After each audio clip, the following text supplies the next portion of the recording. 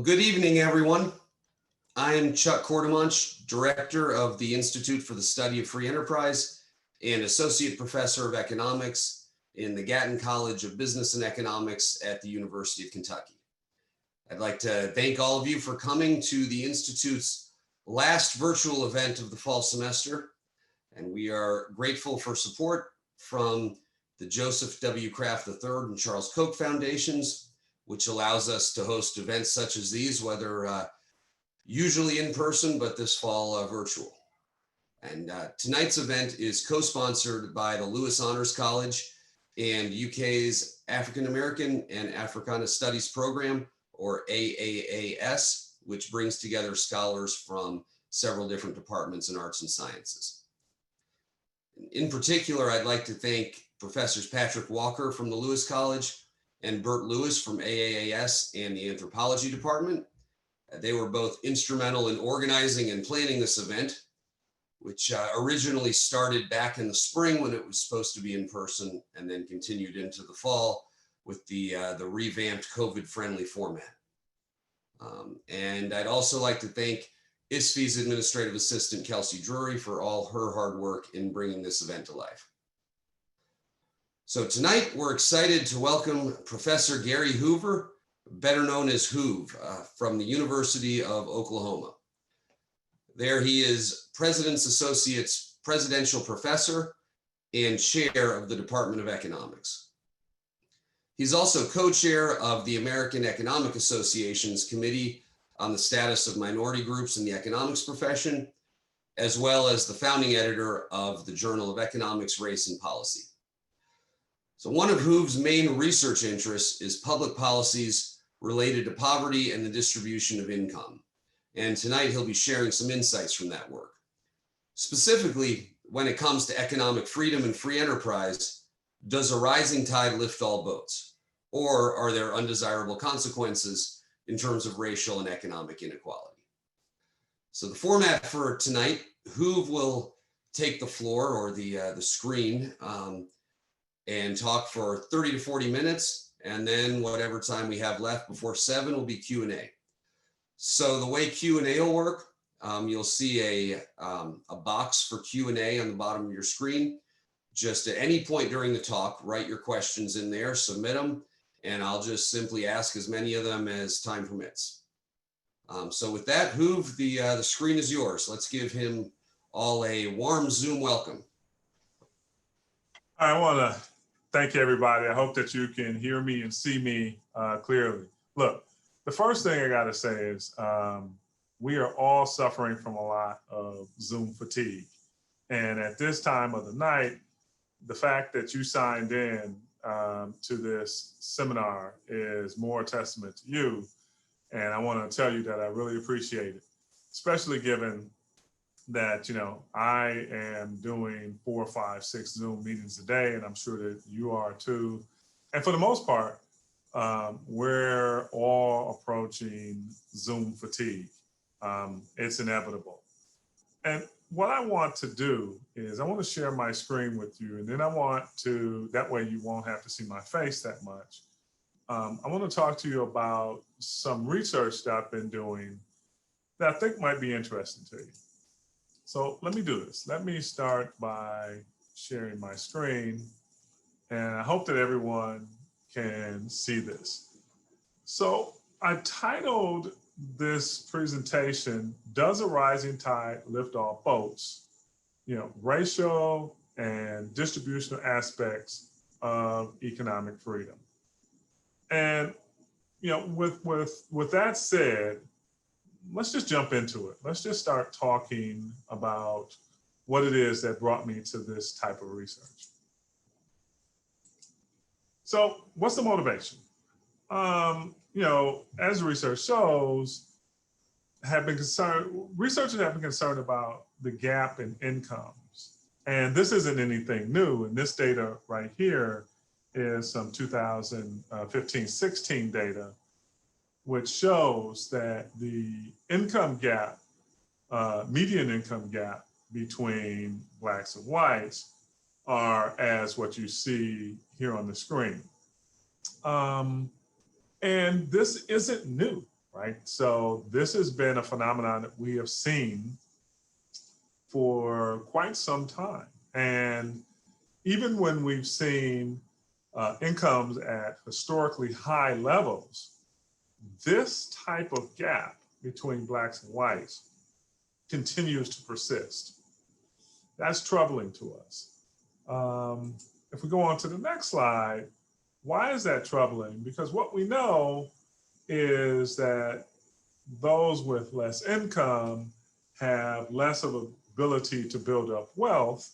And as a result, look at the chart here, where median household wealth of whites, using some 2011 data here, was about $91,000 as compared to the same median household wealth for blacks being around 6,500, somewhere in that neighborhood.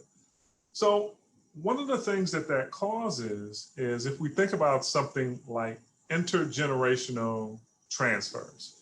In essence, the wealth that I've accumulated, I'm going to then be able to leave that on to my children, on to my heirs, so that they can have a strong foundation to start from for themselves. And obviously, if I have less wealth that I've accumulated, that's less I can leave on to my heirs. And this problem keeps persisting. But what folks don't think about enough, and what some of my work tries to show, is that there's a cost to these gaps. And these are costs that are borne by all of us. By that, I mean the entire US economy suffers from this gap existing. Obviously, you can see that this gap is going to have impacts on Black households, but actually it has impacts on all of us. So if we think about it, right, that racial wage gap that exists translates into trillions of dollars lost to our economy. And that's no good for any of us. Basically, what happens is you cannot expect an economy to work at its peak efficiency when a sizable portion of its citizens are sitting it out, sitting on the sidelines. So currently, we would estimate that somewhere around 13%, anywhere between 15 and 12% of the population of the US is going to be Black. And if that's the case, we can't have that much talented potential, human capital sitting it out. So here's how those gaps show themselves in the housing market, right? We would end up having Black ownership would be much higher, translating into $218 billion worth of GDP, additional GDP, that we are just having sitting out. We could create an additional, if we did some stuff with fair and equitable lending, $13 trillion sitting out that we're missing out on. And so this is a very, very real problem for not just Blacks in the United States, but for all of us as US citizens.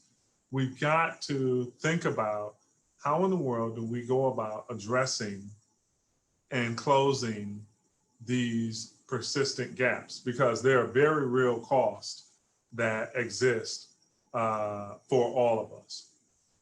So what's an idea? An idea might be something known as economic freedom, right? Maybe we can use economic freedom to close these gaps. But to do that, we have to have an idea of what economic freedom is. And so here's a definition that I found that I think is actually pretty indicative of what economic freedom says. It says individuals have economic freedom when A, property they acquire without the use of force, fraud, or theft is protected from physical invasions by others, and B, they are free to use, exchange, or give away their property as long as their actions do not violate the identical rights of others. And it seems like that's a pretty good ideal to reach for, to say, hey, you know what, if I attain this property on my own through my own merits, I should be able to use it in a way that benefits me, as long as that benefit to me doesn't in any way hamper anyone else from using their own acquired property or talents to their own benefits. So this isn't a new idea, right? This concept of economic freedom isn't a new idea. It's been around for some time. It started out at the country level, where the idea of economic freedom came into an index that would be used at the national level to look at how economically free various countries were. Later work actually took this down to the subnational level to where folks were able to look at states. And that's where I jumped in on this stuff. I said, okay, what does this look like? How do we functionalize this idea? If economic freedom is this, what do we do to functionalize it? And so let's take a look. So the EFNA, that stands for the Economic Freedom of North America Index. And so what they said was to measure economic freedom at the state level, at the subnational level, they're going to come up with a metric that is equally weighted that measures certain areas of size of government, something they call takings and discriminatory taxation, and labor market freedom. Now, I got to tell you that I wouldn't have created this measure like this, and I'm not quite sure that I'm in total agreement with how they did it, but this is a consistent measure that they use. So what are they talking about when they say the size of government, right? This is going to be general consumption expenditures by government as a percentage of GDP. And the way that they measure this is they say that a state has a higher economic freedom score if this 1A is actually lower, saying that if the government spends less of its expenditures as a percentage of GDP, then that means that that state is more economically free, at least in that measure. Transfers and subsidies as a percentage of GDP, actually that should be gross state product, it should be GSP, but same principle applies here. Social security payments and percentage of GDP. So basically, for the folks who created this index, they are saying that a smaller government is a more economically free government. We can quibble over the index. I didn't make the index, but we're going to use their index. So what do they do when they're talking about takings and discriminatory taxation? Total tax revenue as a percentage of GDP. Well, you can already see where they're going with this. What they're saying here is if tax revenue is smaller as a percentage of the state's GDP, then that means that that state's doing better, being more economically free. Top marginal tax rate and the income threshold at which it applies, that makes sense. Indirect tax revenue as a percentage of GDP, another measure where they say, well, if indirect tax revenues are lower as a percentage of GDP, that state is more economically free. And sales tax, right? Sales tax collected as a percentage of GDP. that can be dicey in certain states that don't have state income taxes and they rely more heavily on sales taxes. So those are two of the components. This is them functionalizing the Wharton idea, right? So we had this ideal, and these folks are now saying, let us take that ideal and functionalize it. Part one, part two, and here's part three. Labor market freedoms. They say, well, okay, here's what we want to do. You want to have not very much minimum wage legislation. That would make your state more economically free. Government employment as a percentage or total of state provincial employment.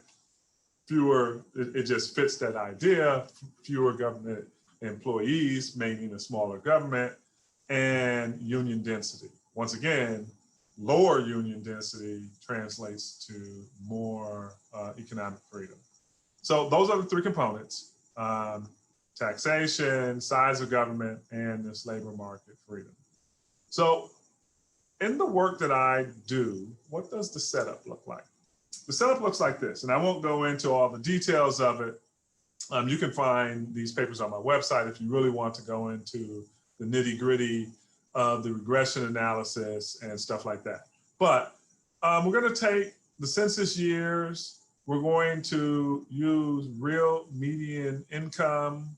We're going to use that index I just went over with you, the Economic Freedom of North America Index. I've got a series of other control variables, and the method I use is a panel data model. Pretty standard setup, not much to it, so that you know something about the regression analysis. Okay, so let's just take a look, right? Let's put some eyeballs on it before we actually look at any other regression stuff.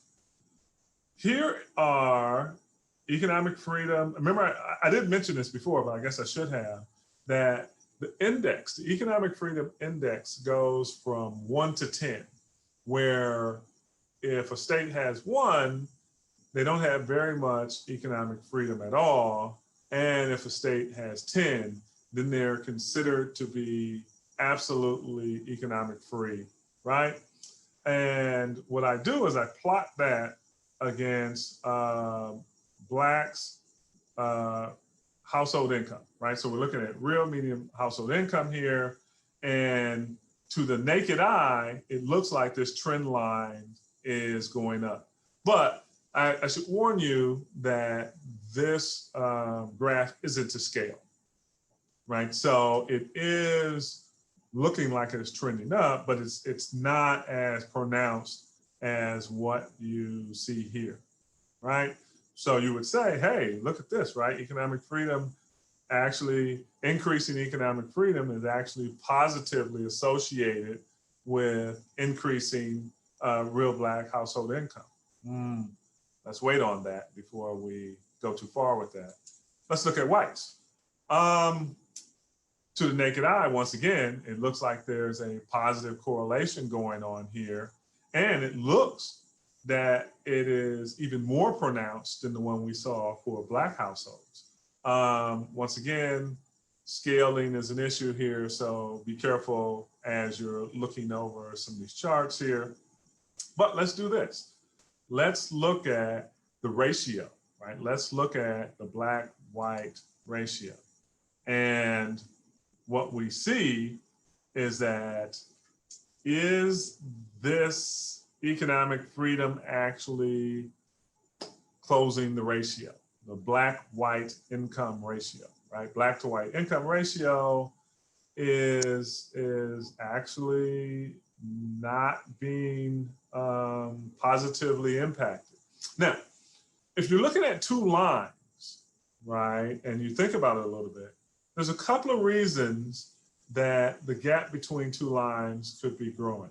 It could be that Black incomes are growing, but white incomes are just growing faster, causing the gap to rise. It could be that Black incomes are static And any type of positive increase in white incomes would cause the gap to increase, right? It could be that Black incomes are falling greatly, but white incomes are only falling slightly. And that's why you really need to do some real regression analysis and dig into the numbers.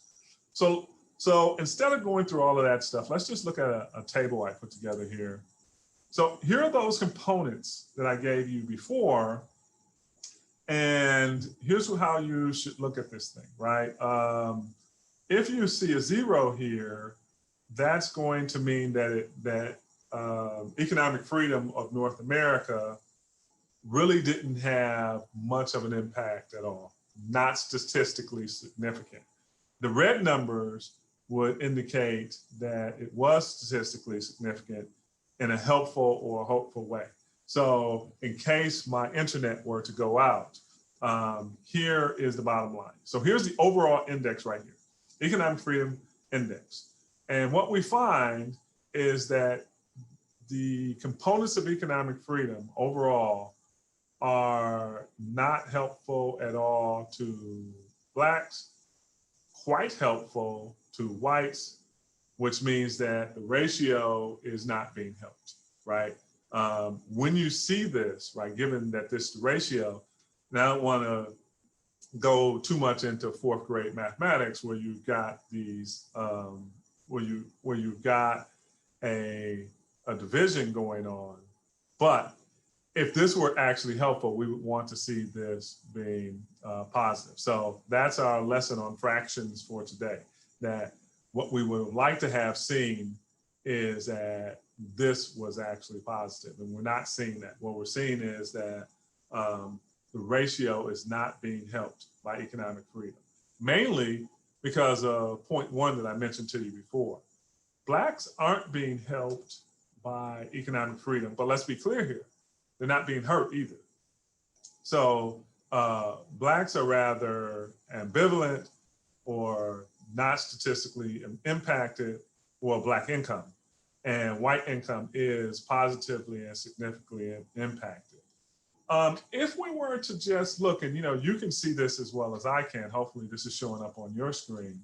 Of course, you wouldn't expect size of government, especially if we were to look at something like transfers and subsidies, right?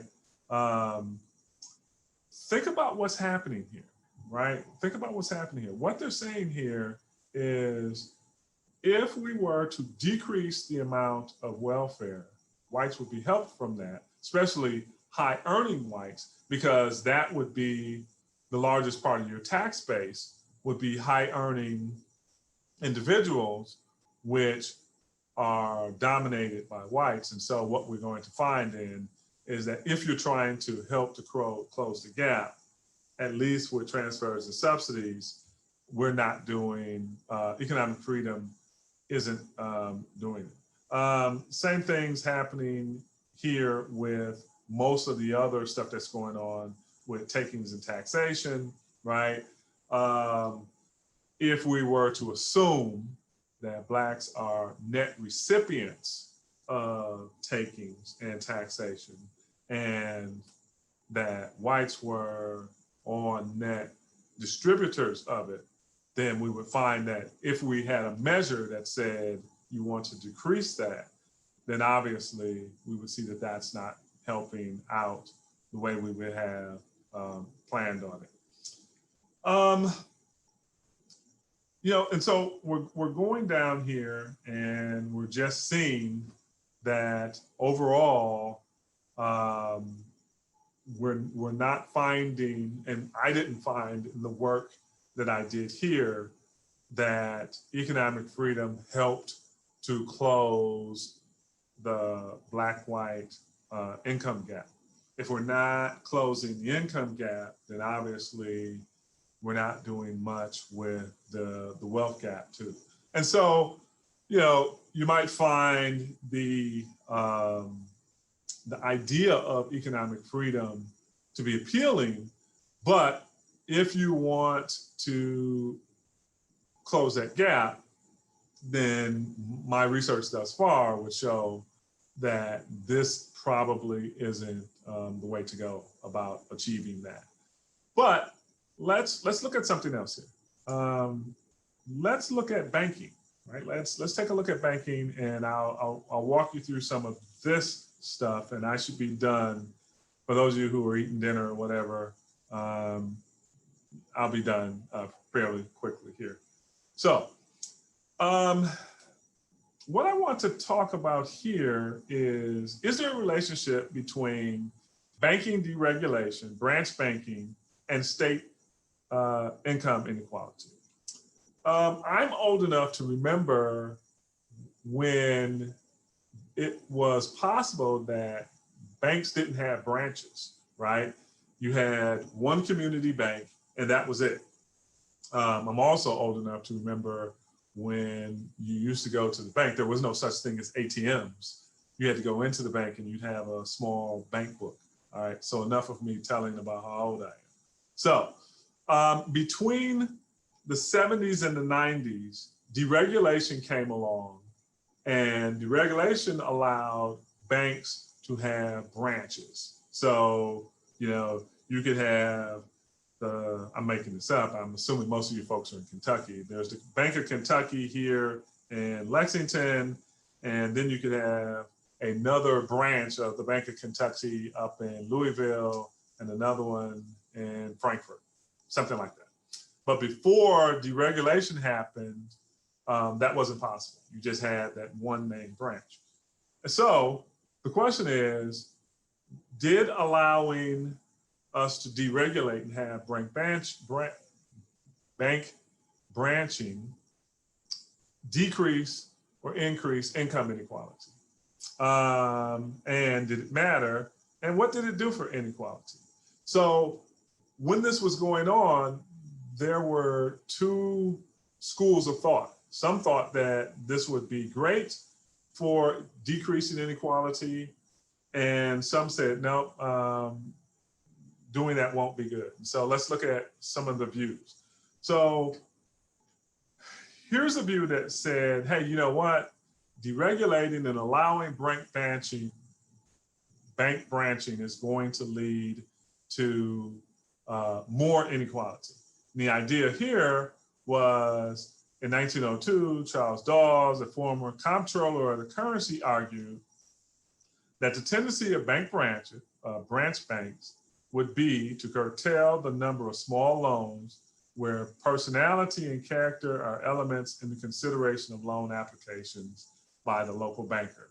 The man, in other words, who goes to work in the fields of undeveloped resources is the very one whose credit is to be curtailed and his chance to found or increase a business injured by the branch banking system. In this country, we are leading the world commercially because under our law and government, we have made our special effort to protect the rights, interests, and opportunities of the individual and small enterprise. And basically all that boils down to was, hey, I know my local banker because my local banker is a member of this community.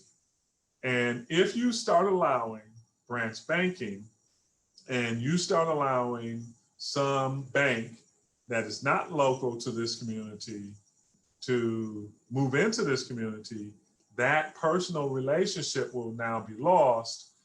Our community will just be boiled down to numbers and inequality will increase. And so that was a pretty common argument against this whole idea of allowing banks to have branches, which was to say, look, there's got to be some personal interaction with the banks.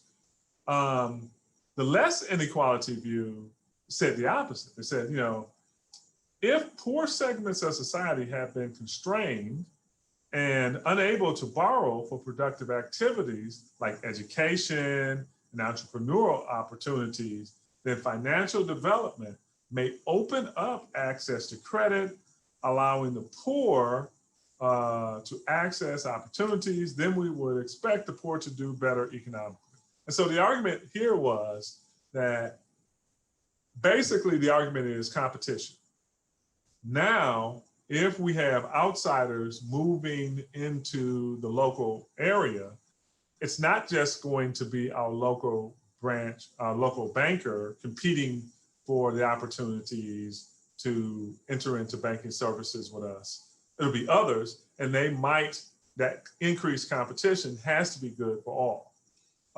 And so the arguments went forward. We ended up over a period of time having intrastate banking, and that's what this paper is about. This work is about intrastate banking, having branches within the same state. And at the same time, they started having interstate banking across state lines. So why does that matter? Well, that matters here. This is something that I was able to pull down, which says, look, Black families hold roughly 1/3 of the liquid assets that are key to smoothing consumption than white families. As you can see here, $29,000 in liquid assets. Here, for the Black families, you're only seeing $11,000. And look at the note here. Liquid assets include transaction accounts and certificate of deposits, that stuff that you see coming out of banks. So let me move on. I don't want to take up everybody's time too much. So let me go through the setup real quick. So the income inequality data that we use at the state level is from Frank 2004. He has a self-constructed data set that we use. Now this is over the entire period that I'm talking about that's going on. The first branching starts in the 70s, and by the 90s, by the late 90s, the last state has started deregulating branch banking. So we cover that entire period, and the regression analysis approach we use is something called system GMM. And so that's pretty standard stuff, not much to that. So what do we find out? According to my research, right, it appears that the increase in inequality view won out, right? So if I just look at deregulation alone with no controls, I'm using a measure of inequality called the Gini, although I spelled it wrong here. And I'm looking at Gini inequality both as a static and as the growth in income and inequality. And what we found was that after deregulation, both of inequality increased. So if you look at some of these what's controlled, so I have here deregulation also controlling for income growth, still we find that inequality grew, right? Deregulation led to increases in income inequality. When we're controlling for unemployment, we still see that. When we're controlling for income growth and unemployment, we still find that income inequality grew. This matters, right? That's going to end up mattering because, you know, if I read the summary here, based on the Gini, which I talked about, and there's another measure called the Theil measure of inequality. I didn't show those results because actually those results were exactly the same as the ones that you just saw. The results do not provide evidence that banking deregulation reduced income inequality at the state level. In fact, we find consistent evidence that the opposite effect seems to be true, and that financial deregulation is associated with increases in inequality. How does something like that happen? Well, my speculation is that when the competition moved in, the competition was for those at the top of the credit market. And those at the bottom of the credit market, as you saw before, those with less assets were then ignored or left out. So those at the top, those with the best credit scores, those at the highest levels of economic activity were able to benefit from this deregulation, and those at the bottom were not. And so what we ended up having was that those at the bottom stayed rather flat, and those at the top were able to take advantage of this. The problem with this work is this work right now isn't separated by race. Myself and a couple of co-authors are actually doing the same work, and I'm doing it actually right now. I should have some results in about a month or so. I'm doing the same work looking at whether or not it applied at the racial levels, because here's what we know. We know that the median income for Blacks would put you about at the 32nd percentile for whites, meaning that they occupy the lower rungs of the income distribution. As a result, if we're finding that those at the lower rungs of the income distribution, given this previous work, weren't benefited by this stuff, then we're not going to be terribly surprised as if we look at this by racial aspects, if we find the same thing going. So I went 1 minute and 2 seconds over my allotted time. So I now will end and ask for questions, and let me stop sharing my screen. All right, hopefully you're seeing my face again. All right, perfect. Thank you, Hoov. So I will, I'll make an awkward attempt to moderate a Q&A the same way I would in person here. We'll see how that goes. But all right. And if anyone, please keep the questions coming in. And I should say, my plan is to read your names along with your questions. If you would prefer your questions to be anonymous, maybe go ahead and just indicate that in the box when you make your questions. So there's so first question. So here's one from Patrick Walker. Did you find any data on a correlation between branch banks, the Community Reinvestment Act, and inequality with regard to which groups are supported most? Well, that would have to come later on, right? So I don't have that data yet. What I'm going to speculate here, and that's never a good thing, that the Community Reinvestment Act has to have funneled some of that back towards the lower rungs of the income distribution, which I would think would help to thwart some of this, especially if this activity is used towards entrepreneurial gains, which is what I'm hoping for, right? One of the things we talked about was that, look, if I'm able to use this to start businesses or to do things that are going to increase my wealth, not just my income, then that has to have positive impacts towards decreasing income inequality. But I have not done it. So all of what I'm just telling you was just pure speculation, which I'm not at all afraid to do. Great. Thank you. So we do have a couple, so we'll turn now to the queue. We've got a couple questions in the queue, and after that, there'll be time for a few more. So everyone should feel free to continue to pump in questions. So this question's from Samuel Asari, joining us all the way from Atlanta.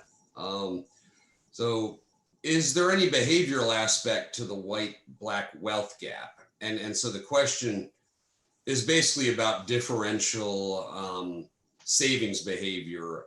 I think you could think of it net of income. So whites and blacks, for instance, making holding income constant savings behavior, then after that contributing to the gap, and kind of what do we know about that? Well, I don't know if this is exactly the question being asked, but there's some interesting work that's been done out of the Chicago Federal Reserve Bank, where they looked at savings behaviors by race over an extended period of time. And if you looked at savings rates, you found that Blacks had actually higher savings rates than whites. Why? Blacks had to have higher savings rates than whites because they had less access to credit, meaning that they had to self-finance activities which would have otherwise been able to be financed by seeking out loans.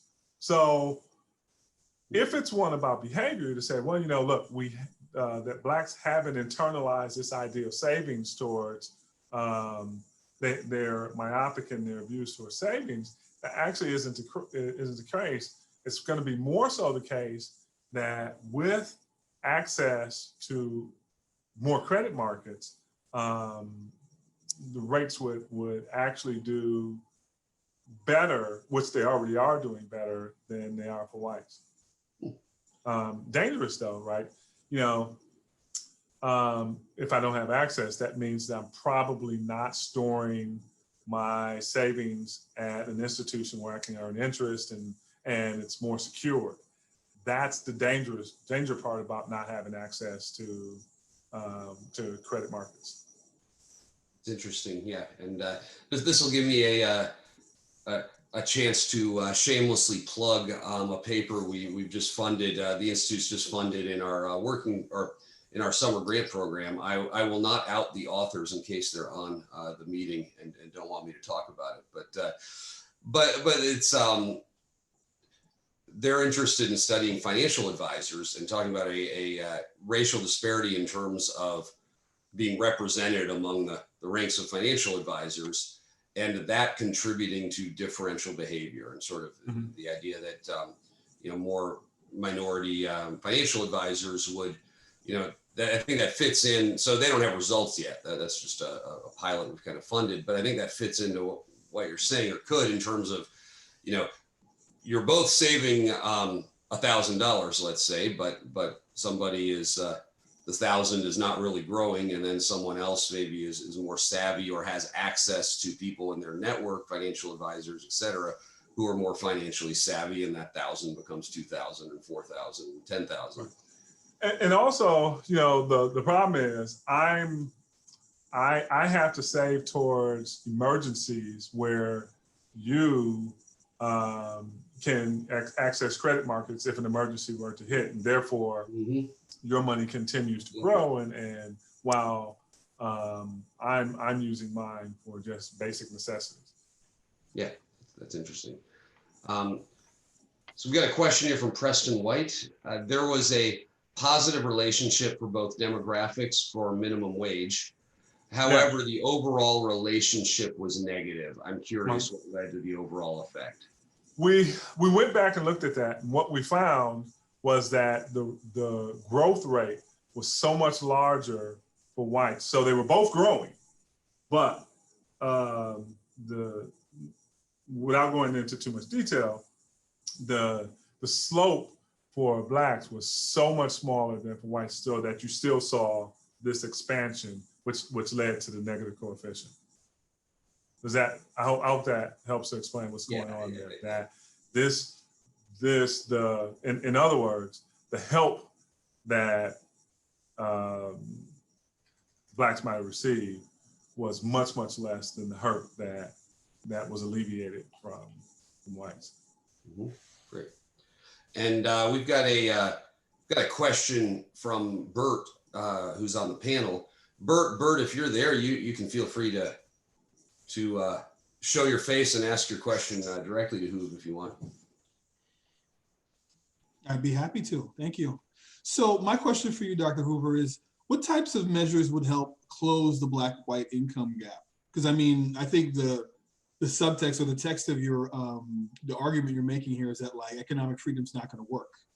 And also, are there specific measures that specifically Black people could possibly take to close the gap, or like maybe there's some measures that happen at a governmental or at the state level that might be able to help this?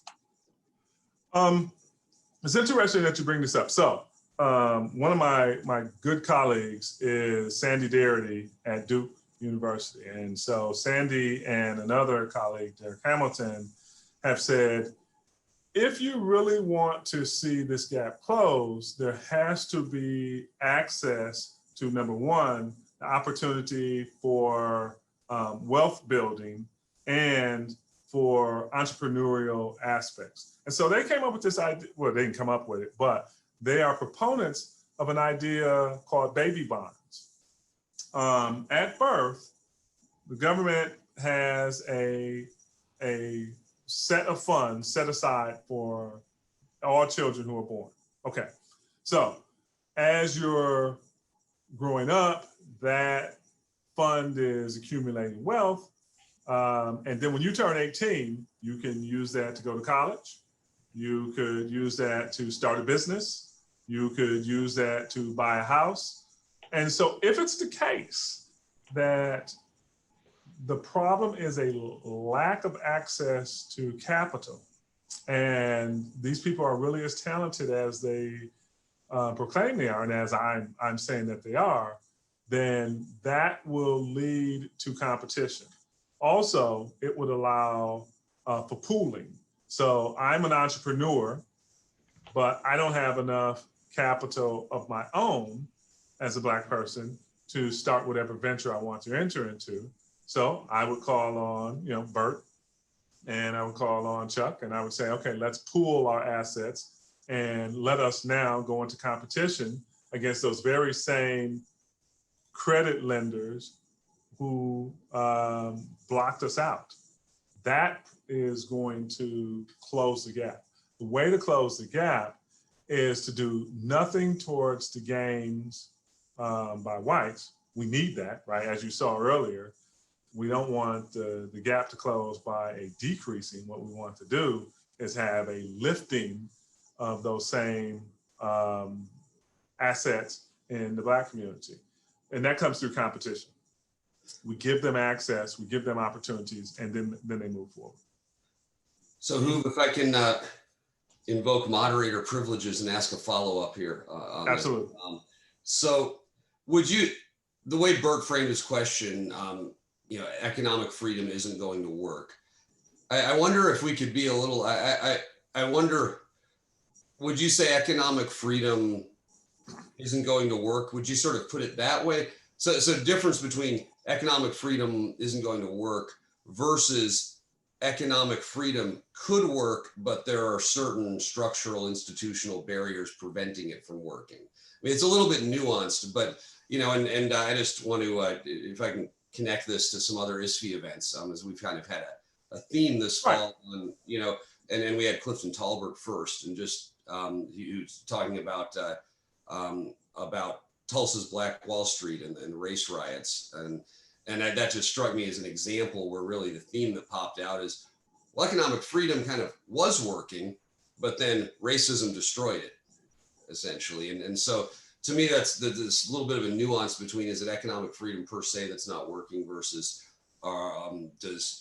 do institutional structural factors prevent it from working the way it could, if that nuance makes any sense? Well, part of the problem is, I'll go back to what I started with, is that index. I don't think that index accurately reflects what economic freedom is. So remember what they're trying to do. They're trying to functionalize the ideal. And I'm not quite sure that the index captures the ideal. And if it doesn't accurately capture the ideal, then you're not going to necessarily see that reflected. Also, one of the things that economic freedom talks about is that what you want to see is fully developed court systems, right? And by that, they say, look, I won't be willing to enter into a contract with Chuck if I don't think that there's a court I can go to and have our dispute adjudicated later on. Okay, but what they haven't really captured is that Blacks are more likely to interact with the criminal court system, where what you were actually talking about was the civil court system. And so therefore, the indexes need to be nuanced a little bit better. And then I think we could more accurately reflect. I don't think we get these same results if Gary Hoover had his way and created his own index, which he's not going to do. So it's really an index of small government, maybe more than, That's what exactly I would say. And I would say that is because sometimes you might need government interventions to actually ensure economic freedom for all people. Absolutely. So it's kind of an interesting, that's really a neat point. So we actually, the queue has kind of has blown up here on me. All right, so I'm gonna probably, I would say if you haven't asked a question already, no need to type it out. We probably won't be able to get to it. Let me go to, so this question from Ann Kingsolver. Since Friedman assumed the market would address inequities in capitalism and freedom, and it has long been obvious that it does not, why do you think oh boy, this is your wheelhouse here. Why do you think economics programs persist in promoting this logic, and what you've been presenting isn't the center of field as it should be? In other words, and here's the last line of the question, how are economics programs doing in shifting voices and perspectives? Look, here's the problem, right? We had not properly incentivized the type of behavior that we want to see, we as economics, right? We keep promoting this as opposed to wanting to see true diversity of thought. And then we're surprised when we don't incentivize the right types of behaviors, that we then don't see the right types of behaviors.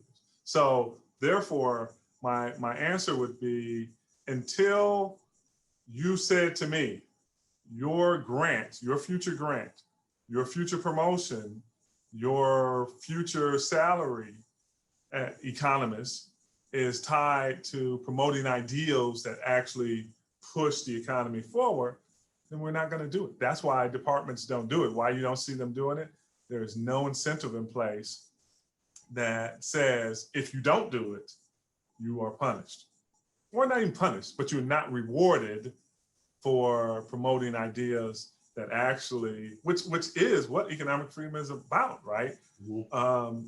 Promoting, we're not doing the very thing we're talking about, right? We're not using economic freedom to promote economic freedom. So I'll make one more ISFI plug and then I'll be the last one. But I was going to end with this point, but we can interject it now. It makes sense. So Hoove is actually doing a twofer for us. He was originally going to come in person and do a talk in the economics department seminar series, and then also this more public event.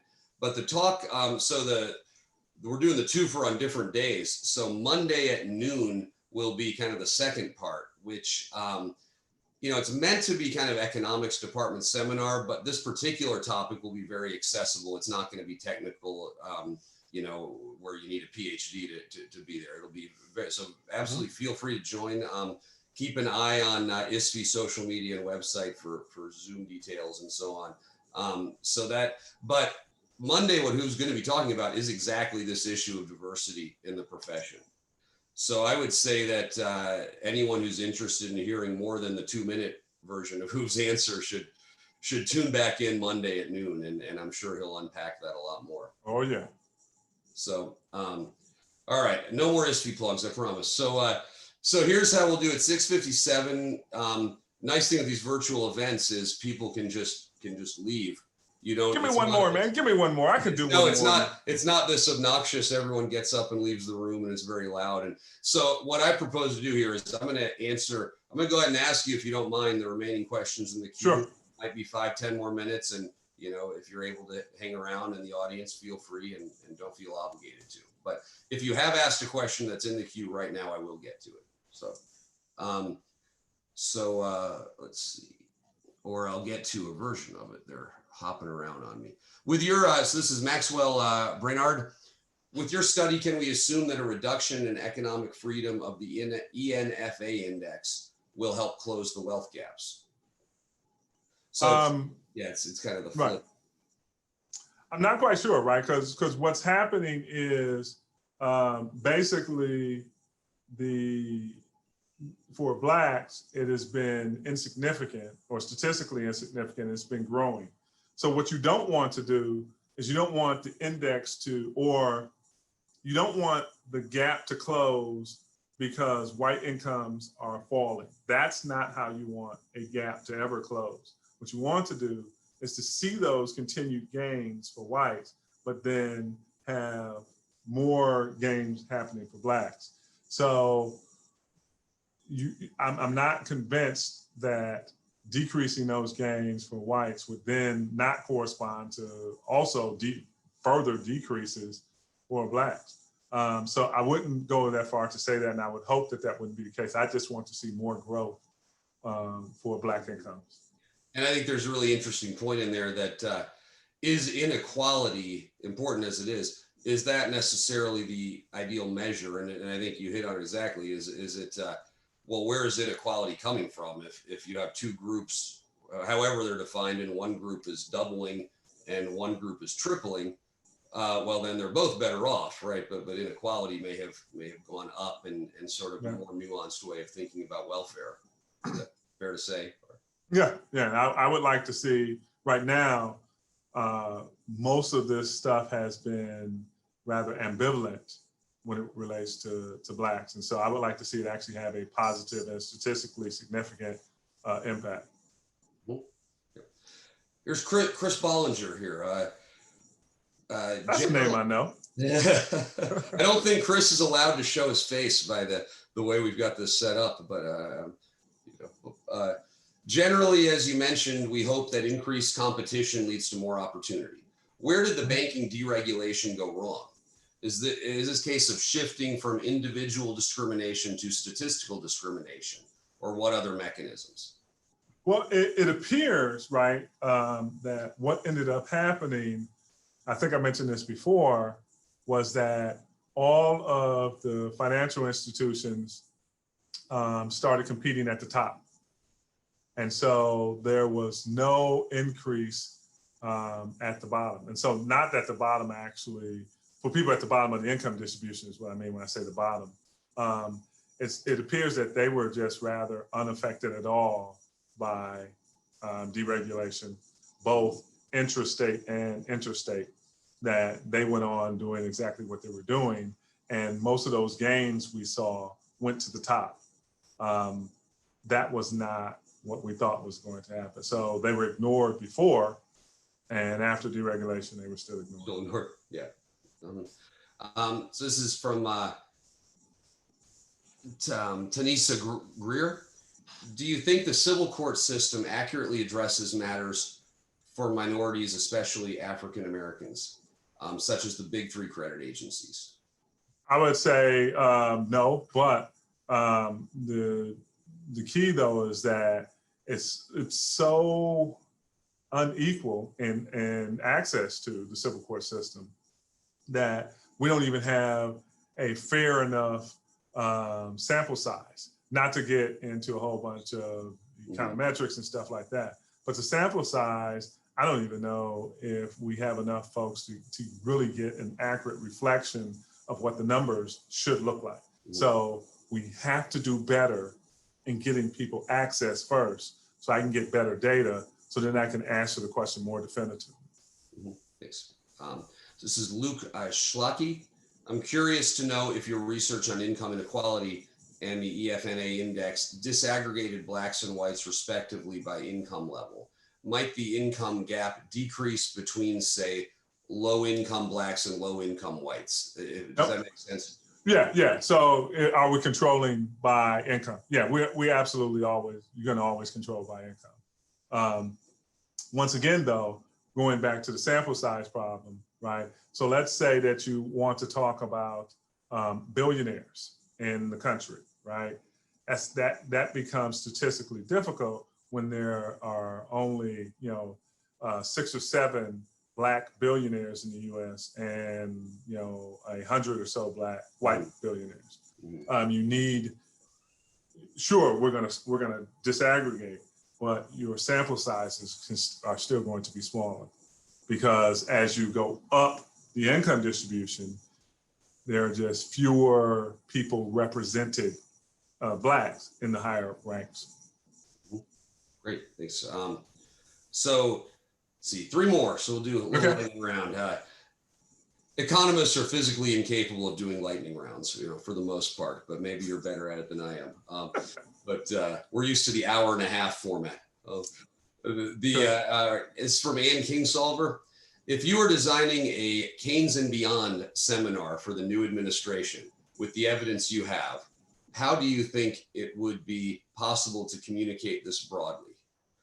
And then it says fiction, question mark.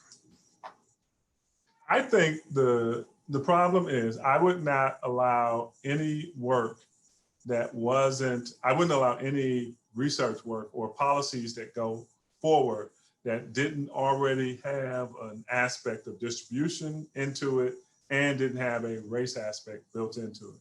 So what you can't do is, like in the medical profession, you can't run a sample not having a representative group of folks and then say, look, here's something that everyone can use without ever seeing its impacts on different populations. Ooh.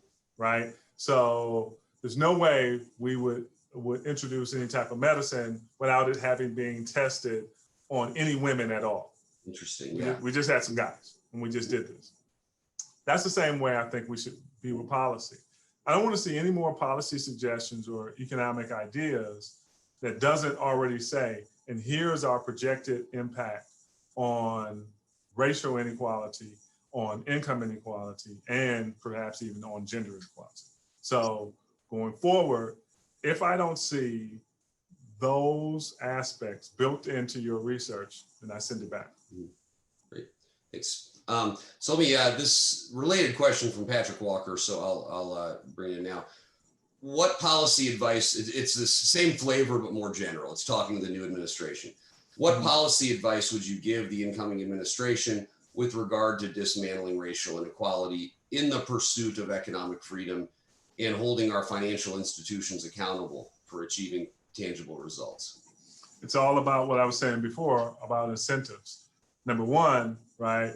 I think the main problem is there are no incentives in place other than to say you really should do this thing because this is good, right?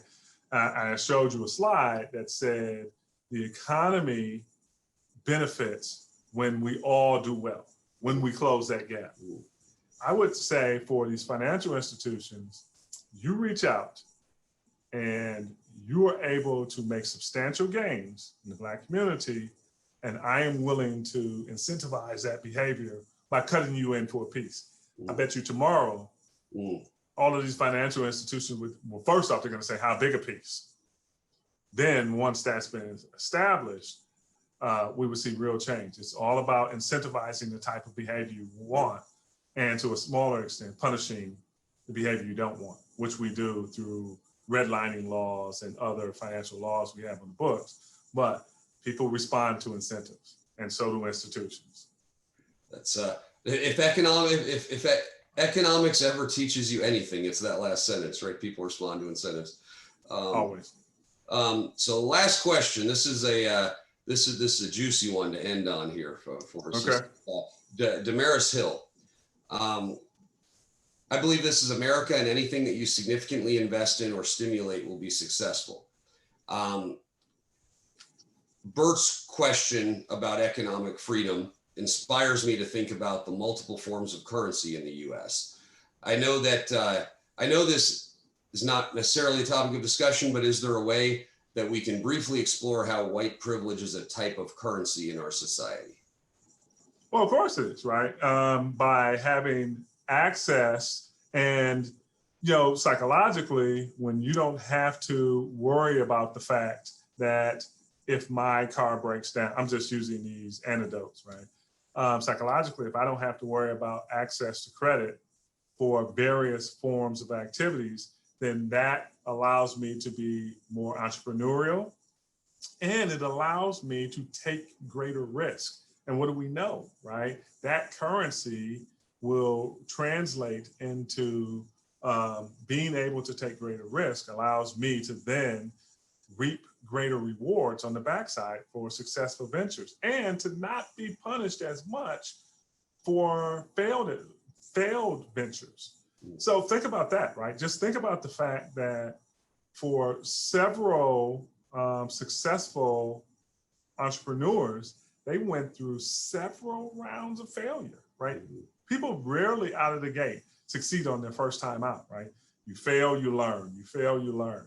And if for the Black community, one failure does me in, and I don't even get the chance at a second failure and a third failure before I strike good, then that right there has already cost me all of the entrepreneurial spirit I had in me. If I know that I get a one and done opportunity when everyone else gets as many opportunities as they can in America that they can muster up to get the financing and move forward with, that's the types of things we've got to change. We've got to change it to where I am willing to invest in your failure, knowing that your failure today could turn into my success tomorrow on another venture. That type of inequity is not American, because that's what we say. We want to have entrepreneurs pursuing ventures that are going to pay off. But you can't do that if it's one-sided. Everyone's got to have the chance to have multiple failures before we strike it big, right? You and I went to, Thomas Edison. Yes. You and I went to the same graduate college, not the same time, folks. I was way before Chuck. But had it not been for multiple chances for me to take my prelim exams, I'm not here now, right? So I was given the opportunity to fail and try again, and then to try again. Or Chuck doesn't have me here talking to you folks now. So that's the type of idea we have to push forward. Terrific. Well, we better wrap it up now since we're 10 after. But sure. Thank you, Hoove, so much for joining us. We look forward to seeing you again on Monday. Hopefully, a few people will be back for round two. And let's all thank Professor Hoover with a round of Zoom applause, if we can do that. So thank you very much. And thanks everyone for hanging around 10 minutes past. So. Thank you all, folks. Be safe out there, everybody. All right.